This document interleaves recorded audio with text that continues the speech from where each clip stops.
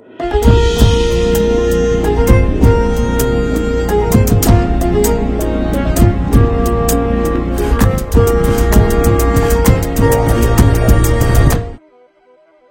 የፈታ ቤተሰቦች የከበረ ሰላምታችን በያላችሁበት ይድረሳችሁ። ለተረቡ የረፋድ መረጃዎችን ነው ብለናል። እንደተለመደው መረጃውን በቅድሚያ በማስተዋወቅ እንጀምር። በሰሞኑ የሰሜን ወሎ የፋኖና የመንግስት ጸጥታ ኃይሎች ውጊያ የህወሓት ጦር ክንፍ ከፋኖ ኃይል ጋር ጎን ለጎን ተሰልፎ ተዋግቷል በሚል አንድ መረጃ ተጋርቷል። ከህወሓት ተነጥለው የወጡት ከፍተኛ አመራር ውጊያውን በተመለከተ ባጋሩት መልእክት በውጊያው የድሮን ጥቃት ስለመሰንዘሩም ገልጸዋል። መረጃውን ይዘናል። የኤርትራ ጉዳይ ባለስልጣናቱን ለሁለት ከፍሏል። የትና በምን ጉዳይ የሚለውን በተመለከተ መረጃው የሚያደርሳችሁ ይሆናል። የኢትዮጵያ ንግድ ባንክ አዲስ የአገልግሎት ዋጋ ጭማሪ በተጠቃሚ ዘንድ ከፍተኛ ቅሬታ ፈጥሯል። ትላንት ተግባራዊ የሆነው አዲስ የአገልግሎት ዋጋ ያስቆጣቸው ደንበኞች ቅሬታቸውንና ቁጣቸውን ወደ ማህበራዊ ሚዲያዎች ወስደውታል። ከ100 ብር ዝውውር ላይ 50 ብር የአገልግሎት ዋጋ መቆረጡ የባንኩን ደንበኞች ያስደነገጠ ቢል ሾክ የፈጠረ ሆኗል። በማዕከላዊ ኢትዮጵያ ክልል ምስራቅ ጉራጌ ዞን ቡታጀራ የሰው ህይወት ያለፈበትን ግጭት በተመለከተ ተከታታይ መግለጫዎች ተሰጥተዋል። አነጋጋሪውን ክስተት በተመለከተ መግለጫዎቹ ጥብቅ ማሳሰቢያ ሰጥተዋል። ጥንቅራችን ይዞታል። ሱዳን በከፍተኛ ጎርፍ ተጥለቅልቃለች። የኢትዮጵያ ድንበር አዋሳኝ ግዛት የሆኑት ብሉ ናይልና ስናር ግዛቶች ከባድ ጉዳትን አስተናግደዋል። ግብጾች ለጎርፉ አደጋ የህዳሴው ግድብ ነው ብለናችሁ ነበር እያሉ ነው። ሱዳንም በራሷ በኩል ያለችው ነገር አለ። በኢትዮጵያ በኩል ምላሽ ተሰጥቷል። ጥንቅራችን በሁሉም አቅጣጫ ያሉትን መረጃዎች አካቷል። የአሜሪካ የጦር ሚኒስቴር ዋሽንግተን ለጦርነት መዘጋጀት እንዳለባት ጥብቅ ማሳሰቢያ ሰጥቷል። በመቶዎች የሚቆጠሩ የጦር አዛዦች በተገኙበት ጥብቅ ትዕዛዝ ተላልፏል። በዚሁ የወታደራዊ ስብሰባ የጦር ዋና አዛዥ ፕሬዝዳንት ዶናልድ ትራምፕ ባደረጉት ንግግር በርካታ አነጋጋሪና ወዛጋቢ ጉዳዮችን አንስተዋል። የሰላም ሽልማት፣ ጋዛ፣ የሩሲያው ጦርነትን ጨምሮ በርካታ ጉዳዮች በፕሬዝዳንቱ ተነስተዋል። ዝርዝር መረጃውን ጥንቅራችን ይዞታል። እስከ ፍጻሜው አብራችሁን ቆዩ። የምንለቃቸው ለታይትኩ ዜናዎች እንዲደርሷችሁ ላይክ፣ ሼር፣ ሰብስክራይብ ማድረግ እንዳትረሱ። በመሃል አዲስ አበባ ጀሞ 1 ግንባታቸው 90% የተጠናቀቁ አፓርታማ ቤቶችን በ10% ቅድመ ክፍያ ብቻ ከዳኮርድ ሪል ስቴት ከ4 ወር እስከ 1 ዓመት ድረስ ጥንቅቅ ብለው የሚረከቧቸውን ቤቶች ከ623 ሺህ ብር ቅድመ ክፍያ ጀምሮ አቀረብንላችሁ። ባለ 1 ባለ 2 እና ባለ 3 መኝታ ቤቶችን ከ80 ካሬ እስከ 135 ካሬ ድረስ 10% ብቻ ከፍለው በወራት ውስጥ ቤቶን ይረከቡ። ዘመናዊ አፓርታማው የከርሰ ምድር ውሃ፣ ሰፊ ቴራስ፣ በቂ ልጆች መጫወቻ እንዲሁም በቂ መኪና ማቆሚያ የተሟላለት ነው። ይምጡ ይጎብኙን። በወራት የሚገቡበትን ቤቶን ገዝተው ይመለሳሉ። 70/30 የብድር አገልግሎትን ማዘጋጅተናል። ለበለጠ መረጃ በ0911057674 ይደውሉ። ዳኮርድ በልዩነት የተገነባ።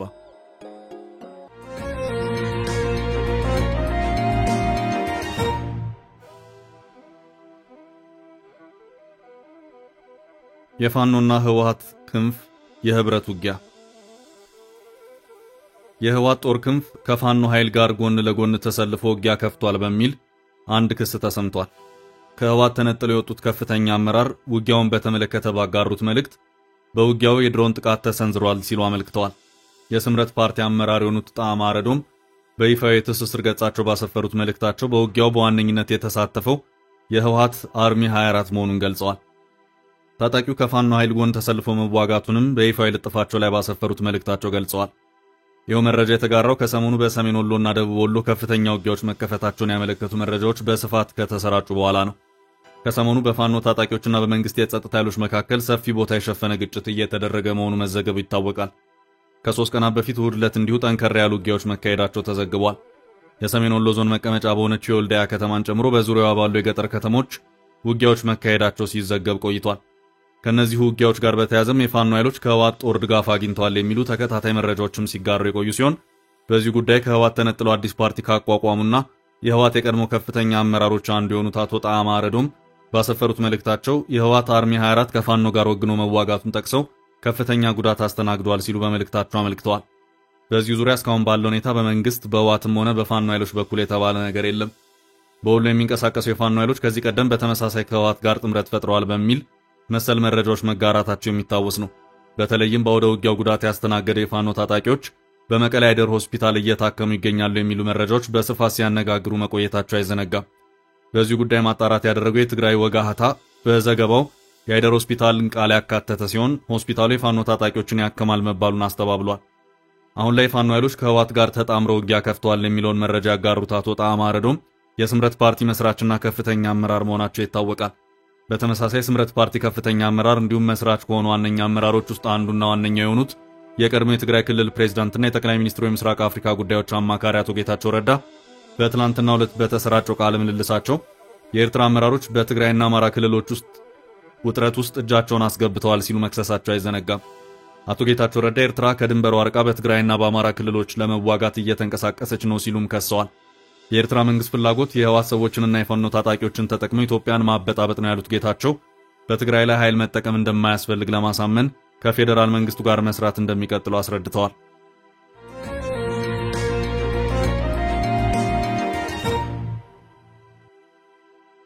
በቀጣይ ርዕሳችን የኤርትራ ጉዳይ ባለስልጣናቱን ለሁለት ከፈለ። የኤርትራ ጉዳይ ባለስልጣናቱን ለሁለት ከፍሏል። ልዩነቱ የተከሰተው በአሜሪካ ሴናተሮች መካከል ነው። የትራምፕ አስተዳደርም የራሱን አቋም ይዟል። ነገሮች ሰሞኑን ጎልተው ታይተዋል።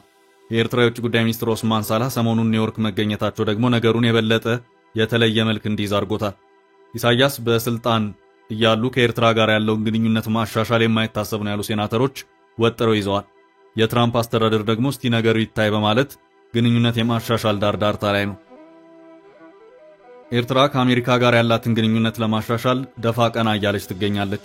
የትራምፕ አስተዳደር በምርጫ ዳግም ወደ ነጩ ቤተ መንግስት መመለሱ በፕሬዝዳንት ኢሳያስና ባለስልጣኖቻቸው በኩል ከፍ ያለ ተስፋን አሳድሯል።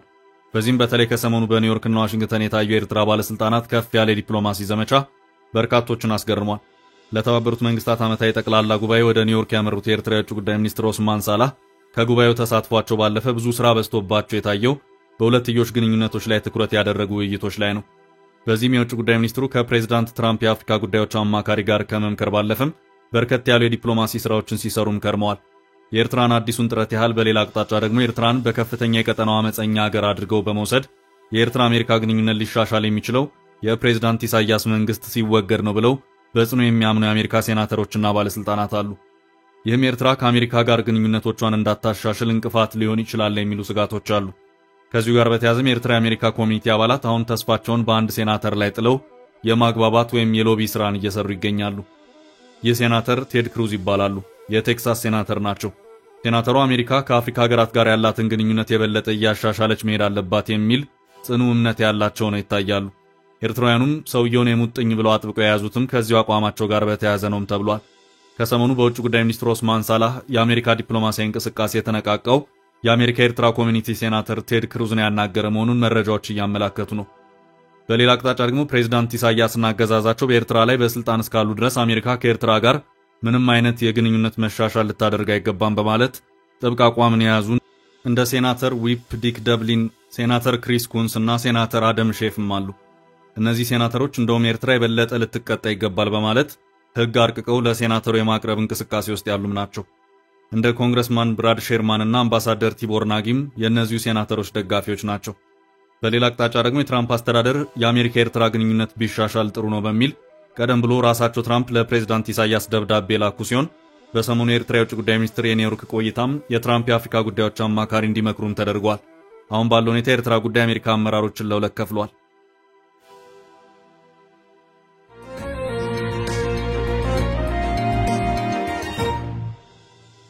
በቀጣይ ርዕስ ሱዳን በአባይ ተጥለቀለቀች። የህዳሴው ግድብ እያነጋገረ ነው። ሱዳን በአባይ ወንዝ ጎርፍ ተጥለቅልቃለች። ሬዲዮ ዳባንጋና ሌሎች ዘገባዎች እንዳመለከቱት ከሆነ ይህው ከባድ የተባለለት መጥለቅለቅ የተከሰተው ብሉ ናይልና ስናር በተባሉት የኢትዮጵያ አዋሳኝ በሆኑ የሱዳን ግዛቶች ነው።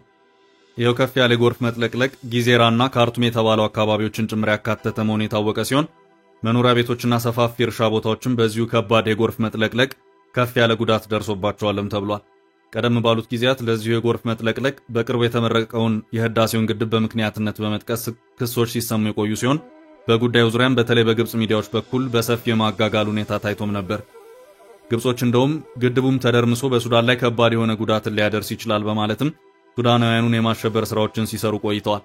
ከተወሰኑ ሳምንታት ወዲህ በሱዳን የአባይ ውሃ ከፍታ የመጨመር ሁኔታ በፈጠረው ስጋት የሀገሪቱ የውሃና መስኖ ሚኒስቴር ማስጠንቀቂያን በመስጠቱ በርካቶች በወንዝ ዳር ያሉ ሰዎች ከአካባቢው እንዲነሱ የተደረጉበት ሁኔታ ነበር። በዚሁ ሬዲዮ ዳባንጋ መረጃ መሰረትም ለመሆኑ በሱዳን የተፈጠረው ከፍ ያለ የውሃ ሙሌትና ስጋት ከህዳሴው ግድብ ጋር የተያያዘ ነው ወይስ በሌላ ምክንያት? በሱዳን የውሃ ባለሙያዎች በኩል ጥናቶችና ክትትሎች ሲደረጉም ቆይተዋል። በዚሁ መሰረትም ለሱዳን ያሁኑ የጎርፍ መጥለቅለቅና የወንዙ የውሃ ከፍታ መጨመር አጠቃላይ የአካባቢ ዝናብ መጠን ከምንጊዜውም በላይ ከፍ ብሎ መታየት እንጂ ከህዳሴው ግድብ ጋር የሚያያዝ አይደለም በማለት ባለሙያዎቹ ሙያዊ ማብራሪያቸውን የሰጡ መሆኑንም ሬዲዮ ዳባንጋ በዚሁ ዘገባው አክሎ አመልክቷል። ዘገባው የሱዳን ግድቦች ሳይቀሩ የያዙት ውሃ ከበቂ በላይ በመሆኑ ውሃውን በማስተንፈስ ወደ ታችኛው የሱዳን ክፍል መልቀቃቸውም ለውሃው ከፍታ መጨመር አንዱ ምክንያት ነው ሲሉም ተናግረዋል። የዝናቡ መጠን ከፍ ብሎ በመታየቱም የሱዳኖቹ ስናር ግድብ፣ ጀበል ግድብ፣ ሜሮይ ዳም እና ሌሎችም ግድቦች በመቶ ሚሊዮኖች የሚቆጠሩ ሜትር ኪዩብ ውሃ ሲለቁ ነበርም ሲል ይሄው ዘገባ አመልክቷል።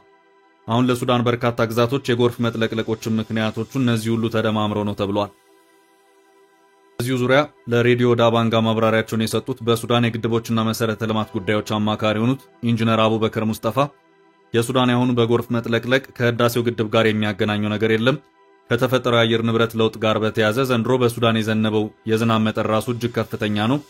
የዝናቡ መጠን ከ150 ሚሜ በላይ ሆኖም ተመዝግቧል። ይህም የተለመደ የዝናብ መጠን አይደለም። በነገራችን ላይ ከፍተኛ የውሃ ሙሌት የተመዘገበው በአባይ ላይ ብቻ ሳይሆን በሱዳን ሰሜን ምስራቅ ጫፍ በሚገኘው የተከዜ ወይም አትባራ ወንዝ ላይ ጭምር ነው ሲሉ ተናግረዋል። ኢንጂነር አቡበከር በዚሁ ማብራሪያቸው የኢትዮጵያ ህዳሴ ግድብ መኖሩ እንደውም ከፍተኛ ውሃን በመያዙ እንደ ዝናቡ መጠን ሱዳንን ከከፍተኛ የጎርፍ መጥለቅለቅ አድኗታል ሲሉም ሙያዊ ማብራሪያቸውን በመስጠት በግብጽ በኩል ለሱዳን በጎርፍ መጥለቅለቅ ግድቡ ነው የመባሉን ጉዳይ አጣጥለውታል። የውሃ ሚኒስትር ሀብታሙ ኢተፋ ሰሞኑን በሱዳን የተከሰተው ጎርፍ ከህዳሴ ግድብ ጋር የተያያዘ አይደለም ማለታቸውን አሶሺየትድ ፕሬስ ዘግቧል። ሀብታሙ ይህን የተናገሩት አንዳንድ የግብጽ የውሃ ባለሙያዎች የሱዳኑን ጎርፍ በህዳሴ ግድብ ምክንያት የተከሰተ መሆኑን መግለጻቸውን ተከትሎ እንደሆነ ዘገባው ጠቅሷል። ጎርፉ የዋይት ናይል ወንዝ ሙላት የፈጠረው ሊሆን ይችላል ያሉት ሀብታሙ ግድቡ ባይኖር የጎርፍ አደጋው እጅግ የከፋ ሊሆን ይችል ነበር ብለዋል። ግድቡ እንዲያውም ጎርፉ ከፍተኛ ውድመት እንዳያደርስ በመከላከል ረገድ ቁልፍ አስተዋጽኦ ማድረጉን ሚኒስትሩ መግለጻቸውንም ዘገባው አመልክቷል። ሚኒስትሩ ኢትዮጵያ ከግድቡ ትርፍ ውሃ ለመልቀቋን መናገራቸውን ዘገባው አክሎ አመልክቷል።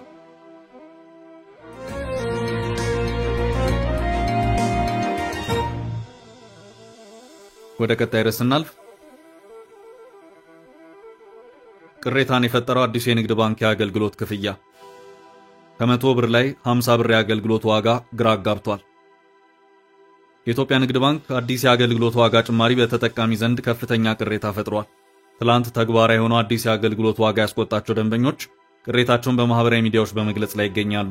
የገንዘብ ዝውውር ደረሰኞች ስክሪንሾት በማድረግ እንደ ፌስቡክ እና ኤክስ ባሉ የማህበራዊ ሚዲያ ገጾች ላይ በብዛት በማጋራት ላይ ይገኛሉ። ንግድ ባንክ በተለይ ከባንኩ ወደ ሌላ ባንክ በሚደረግ የገንዘብ ዝውውር ላይ ጣለው የአገልግሎት ክፍያ ከፍተኛ ግራ መጋባትና ቅሬታ የፈጠረ ሆኗል። በማህበራዊ ሚዲያ የተለጠፉ ደረሰኞች ከ1000 ብር የገንዘብ ዝውውር ላይ ባንኩ የ50 ብር የአገልግሎት ክፍያ መቁረጡን ምን ተፈጠረ ያስባለ ሆኗል። ገንዘቡና የአገልግሎት ክፍያው በእጅጉ ያልተመጣጠነ መሆኑ ቅሬታውን ፈጥሯል። የአገልግሎት ክፍያው በተለይ አነስተኛ የገንዘብ መጠን በሚያንቀሳቅሱ ላይ ያልተመጣጠነ ዋጋ የጣለ ነው። ለምሳሌ አሁን ላይ 500 ብር ከንግድ ባንክ ወደ ሌላ ባንክ ሲልኩ ከላኩት ገንዘብ ላይ 10% የአገልግሎት ክፍያ ይቆረጣል። ለአነስተኛ የገንዘብ ዝውውሮች ከፍተኛ የክፍያ ጣሪያ የጣለው ይህ አዲስ አሰራር ተግባራዊ ከመደረጉ በፊት ባንኩ ለደንበኞቹ ጨርሶ ያላሳወቀ መሆኑ ደግሞ መደናገጡን ፈጥሯል። የንግድ ባንክ ደንበኞች ቅሬታቸውን ወደ ማህበራዊ ሚዲያ አውጥተውታል። ዕለት በዕለት ከባንኩ አገልግሎት ለሚጠቀሙ ደንበኞች ይህ አገልግሎት ክፍያ እጅግ ፍትሃዊ ያልሆነ ሆኗል። ደንበኞች ሌሎች ባንኮች የሚያስከፍሉትን የአገልግሎት ዋጋ ከንግድ ባንኩ ጋር በማነጻጸር ፍትሃዊ ያለመሆኑን አሳይተዋል። የግል ባንኮችና የሞባይል ገንዘብ አስተላላፊዎች ባነሰ ዋጋ ውድድር በሚያደርጉበት በዚህ ጊዜ ንግድ ባንኩ በዚህ ደረጃ ክፍያ መጠየቁ አግባብ አለመሆኑን ብዙዎች አስተያየት ሰጥተዋል። በማህበራዊ ሚዲያ እየተሰጡ ካሉ ቅሬታዎች የጎላው ግን ባንኩ ይህንን ጭማሪ ሲያደርግ ለደንበኛ ሳያሳውቅ መሆኑ ነው። ከ1000 ብር በታች ያሉ ዝውውሮች ያለ ልዩነት 50 ብር ክፍያ መጣሉ ለደንበኞች አልተዋጠም። አንድ ሰው 100 ብርም ላከ 999 ብር የሚቆረጠው የአገልግሎት ክፍያ 50 ብር ነው። የኢትዮጵያ ንግድ ባንክ ነሐሴ ወር ውስጥ የአገልግሎት ክፍያ ላይ ማስተካከያ እንደሚያደርግ ገልጾ ነበር። ትላንት ተግባራዊ የሆነው ይሄ የዋጋ ማሻሻያ ግን መጠኑ ሳይገለጽ ተግባራዊ የተደረገ ነው። ንግድ ባንክ 38 ሚሊዮን ደንበኛ ያለው ግዙፍ ባንክ ሲሆን ባንኩ የባንክ ገበያውን የሚመራ እንደመሆኑ የሚያወጣቸው የዋጋ ተመኖች ለሌሎች እንደመነሻ ቤንችማርክ የሚያገለግሉ ናቸው። ታዲያ ይሄ በሌሎች ባንኮች ላይ ተመሳሳይ ውጤት እንዳያመጣም ተሰግቷል። ትላንት ባንኩ ላይ በማህበራዊ ሚዲያ ከፍተኛ ቅሬታ እየተሰማ የዋለ ሲሆን ባንኩ እስካሁን ስለ አገልግሎት ዋጋ ጭማሪው የሰጠው ማብራሪያ የለም። ይህ አገልግሎት ዋጋ ጭማሪ ባንኩ ደንበኞች በሞባይል ተጠቅመው ወደ ሌላ ባንክ የሚያደርጉትን የገንዘብ እንቅስቃሴ እንዲቀንሱ ሊያደርግ እንደሚችል ይገመታል።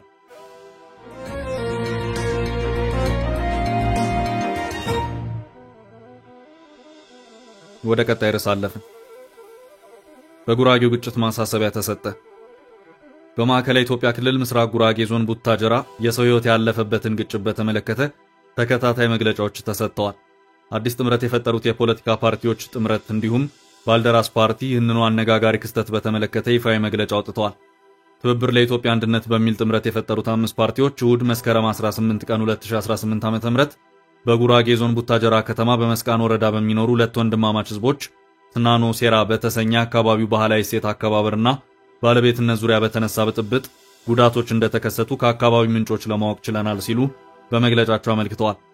የጸጥታ ኃይሉ ችግር ሲፈጠር በቅርበት በመገኘት ለማረጋጋት ያደረገው ጥረት በበጎ የሚታይ ሆኖ በዘፈቀዳዊ ተኩስ ሳቢያ እስከ ሞት የደረሰ ጉዳት መድረሱን መስማት ልብ ሰባሪ ክስተት ሆኖ አግኝተነዋል ሲል ጥምረቱ አክሏል። ከሁሉም ነገር በፊት የማህበረሰብ ደህንነት ቅድሚያ ተሰጥቶት በአካባቢውም ያለው አስተዳደራዊ ችግር በስክነትና በወንድማማችነት መንፈስ እንዲፈታ በአደራ ጭምር ማሳሰብ እንወዳለን ሲል ትብብር ለኢትዮጵያ አንድነት አመልክቷል። በተመሳሳይ በዚህ ጉዳይ መግለጫ ያወጣው ባልደራስ ፓርቲ ከመስከረም 17 2018 ዓ.ም ጀምሮ በጉራጌ ዞን መስቃን ወረዳ በቡታጀራ ከተማ በተከሰተው ህዝባዊ አመጽ ቢያንስ የ3 ሰዎች ህይወት ማለፉንና ግምቱ ያልታወቀ ንብረት መውደሙን ባልደራስ ገልጿል። የአካባቢው ገዢዎች ያለ ህዝብ ይሁንታ የአንድ ወረዳን ቀበሌ ወደ ሌላ ቀበሌ ማካለላቸውን ተከትሎ የቡታጀራ ከተማ ነዋሪዎች ህዝባዊ አመጽ ማንሳታቸውን ነዋሪዎቹን ዋቢ ያደረገው መግለጫው አመልክቷል። መስቃን ወረዳ እምቦር ቀበሌ ተዳደር የነበረው ስናኖ ሴራን የእምቦር ቀበሌ አይደለም የዶቢ ቀበሌ ነው በማለት የጉራጌ ዞን አመራሮች ወስነዋል መባላቸውን ተከትሎ በመስቃን ህብረተሰብ ዘንድ ለቀናት የዘለቀ ህዝባዊ አመጽ ተቀስቅሷል ያለው ፓርቲው የአካባቢው ባለስልጣናት የቀበሌ ማካለል ስራቸውን በማስመልከት በቡታጀራ ከተማ ሴራና በተባለ አዳራሽ ከፍተኛ ድግስ ደግሰው ፈንጠዝያ ለማድረግ በመሞከራቸው የአካባቢው ህዝብ በአመጽ ወደ አደባባይ ወጥቷል ሲል ብርቱ ትችት ሰንዝሯል። የአካባቢው ገዢዎች በተነሳው ህዝባዊ አመጽ በኃይል ለማስቆም በወሰዱት ጭካኔ የተሞላበት እርምጃ የሰው ህይወት መጥፋቱንና በርካታ ንብረት መውደሙን ባልደራስ መረዳቱን ገልጾ የመንግስት የጸጥታ ኃይላት በተጠቀሙት መሳሪያ 3 ዜጎች ህይወት አልፏል ሲል ከሷል። በሌላ በኩል የቡታጀራ ከተማ አስተዳደር ክስተቱን ተከትሎ ይፋ ባደረገው መግለጫ ከተማችን ህዝብ የማይመጥን አስነዋሪና አሳፋሪ ተግባር ማንንም ሊወክሉ በማይችሉ የተደራጁ አካላት በቡታጀራ ከተማ በተወሰኑ መንደሮች ላይ ብጥብጥና ረብሻ ተፈጽሞ የነበረ ቢሆንም በጸጥታ ኃይሎቻችን ብሎም በሰላም ወዳዱ ማህበረሰብ አማካይነት ማስቆም ተችሏል። የተፈጠረው አስነዋሪ ድርጊት የህይወትና የአካል ጉዳት አስከትሏል ማለቱ ይታወሳል። በዚህም ከተማ አስተዳደሩ የተሰማውን ጥልቅ ሐዘን እየገለጽን በተፈጠረው ብጥብጥና ረብሻ ህይወታቸውን ላጡ ነፍሳቸውን በገነት እንዲያኖርልን ከልብ እየተመኘን ለቤተሰቦቻቸውና ወዳጅ ዘመዶቻቸው መጽናናትን እንመኛለን ሲል የከተማ አስተዳደሩ መግለጫ ገልጾ ነበር።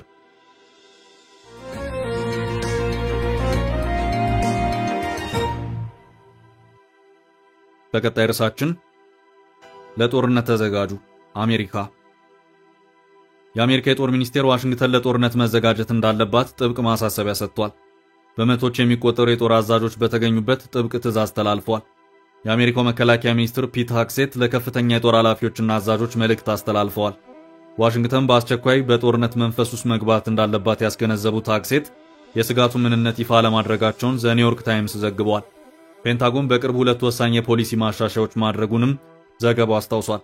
የብሔራዊ መከላከያ ስልቱን ከቻይና ወደ የውስጥ ደህንነትና ምዕራቡ ንፍቀ ክበብ ማዞር አንደኛው ውጥን ሆኗል። የአሜሪካ ጦር ሰላምን ለማረጋገጥ ለጦርነት መዘጋጀት ይጠበቅብናል ብለዋል ፒት ሃክሴት። በመቶዎች ለሚቆጠሩ የጦር አዛዦች በቨርጂኒያ የተናገሩት መከላከያ ሚኒስትሩ ውጥረት አሜሪካ እንዳለባትም አስጠንቅቀዋል።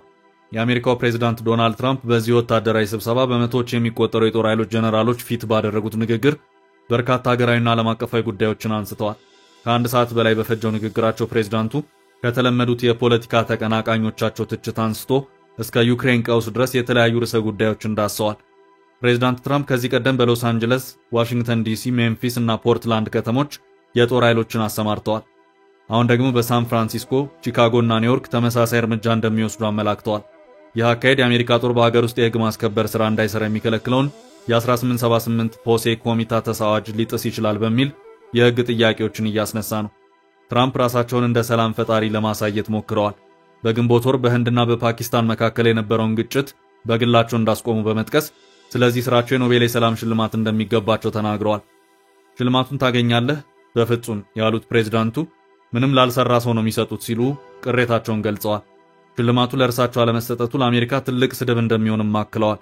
ምናልባትም በእኔ ስም ትራምፕ እንዴት ጦርነት አስቆመ በሚል መጽሐፍ ለጻፈ ደራሲ ሊሰጡት ይችላሉ ሲሉ ፕሬዝዳንቱ አመልክተዋል። ተመልካቾቻችን ለዛሬ ያዝንላችሁን ርዕሰ ጉዳዮች እዚህ ላይ ቋጨን።